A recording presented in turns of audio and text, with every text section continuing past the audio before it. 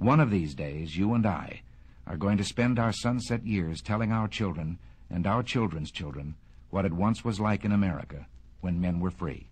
We are 5 days away from fundamentally transforming the United States of America. Another voice says the profit motive has become outmoded. It must be replaced by the incentives of the welfare state.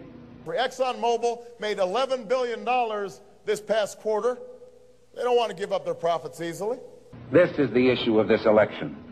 Whether we believe in our capacity for self-government or whether we abandon the American Revolution and confess that a little intellectual elite in a far distant capital can plan our lives for us better than we can plan them ourselves. And Barack Obama will require you to work. He is going to demand that you shed your cynicism, that you put down your division, that you come out of your isolation, that you move out of your comfort zones, that you push yourselves to be better, and that you engage. Barack will never allow you to go back to your lives as usual, uninvolved, uninformed. Back in 1927, an American socialist, Norman Thomas, 6 times candidate for president on the Socialist Party ticket, said the American people would never vote for socialism. But he said under the name of liberalism, the American people will adopt every fragment of the socialist program. America, this is our moment. This is our time. Our time to turn the page on the policies of the past. Our time to bring new energy and new ideas to the challenges we face. Our time to offer a new direction for this country that we love. We are 5 days away from fundamentally transforming the United States of America.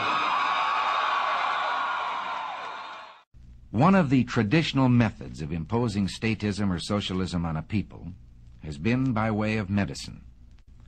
It's very easy to disguise a medical program as a humanitarian project. Most people are a little reluctant to oppose anything that suggests medical care for people who possibly can't afford it.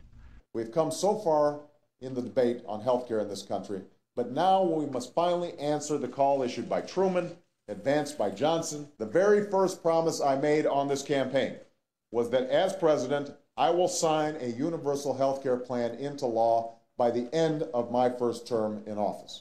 Generations from now, we will be able to look back and tell our children that this was the moment when we began to provide care for the sick and good jobs to the jobless. This was the moment when the rise of the oceans began to slow and our planet began to heal.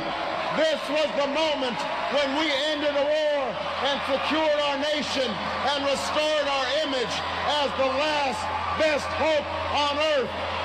This was the moment. This was the time. The doctor begins to lose freedoms. It's like telling a lie, and one leads to another. First, you decide that the doctor can have so many patients. They're equally divided among the various doctors by the government. But then the doctors aren't equally divided geographically. So a doctor decides he wants to practice in one town, and the government has to say to him, you can't live in that town. They already have enough doctors. You have to go someplace else. And from here, it's only a short step to dictating where he will go. This is a freedom that I wonder whether any of us have the right to take from any human being. I know how I'd feel if you, my fellow citizens, decided that to be an actor, I had to become a government employee and work in a national theater.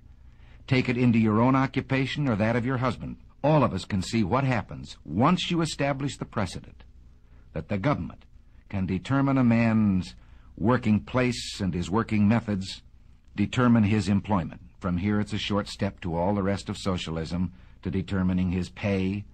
And pretty soon, your son won't decide when he's in school where he will go or what he will do for a living.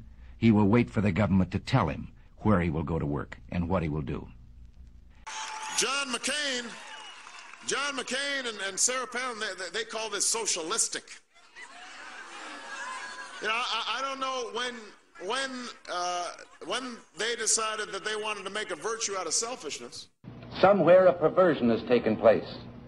Our natural unalienable rights are now considered to be a dispensation of government, and freedom has never been so fragile, so close to slipping from our grasp as it is at this moment. We are 5 days away from fundamentally transforming the United States of America. Senator Fulbright has said at Stanford University that the Constitution is outmoded. He referred to the President as our moral teacher and our leader. And he says he is hobbled in his task by the restrictions of power imposed on him by this antiquated document. Break free from the essential constraints that were placed by the Founding Fathers in the Constitution. That generally the Constitution is a charter of negative liberties, says what the states can't do to you, says what the federal government can't do to you, but it doesn't say what the federal government or the state government must do on your behalf. In this country of ours took place the greatest revolution that has ever taken place in world's history, the only true revolution. Every other revolution simply exchanged one set of rulers for another. But here, for the first time in all the thousands of years of man's relation to man, a little group of men, the Founding Fathers, for the first time, established the idea that you and I had within ourselves the God-given right and ability to determine our own destiny. This freedom was built into our government with safeguards. We are going to roll up our sleeves and we are going to remake this country block by block, neighborhood by neighborhood, county by county, state by state. This was the very thing the Founding Fathers sought to minimize. They knew that governments don't control things. A government can't control the economy without controlling people.